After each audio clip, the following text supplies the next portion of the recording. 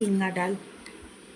আর এই যে চিচিঙ্গে ডালটা বানিয়েছি জিরে ফোড়ন দিয়ে। জিরে ফোড়ন দিয়ে রান্না করলে না খুব সুন্দর লাগে।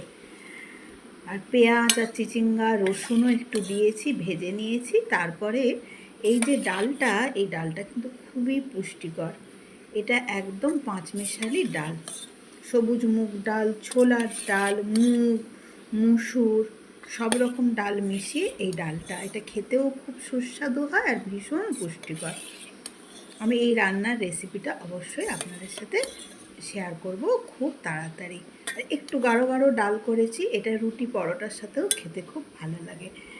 আর কি আছে বন্ধুরা, আজকে আমার লাঞ্চের থালিতে বাঁধাকপি মটরশুঁটি। বাঁধাকপি খেয়ে নিতে হবে, সময় চলে যাচ্ছে, গরমে ভালো লাগবে না। এখানে নিয়েছি লাল বিটরুট, কারি পাতা আর পেঁয়াজ দিয়ে জিরে ফোড়ন দিয়ে ভেজেছি। আর আছে ডিমের কারি।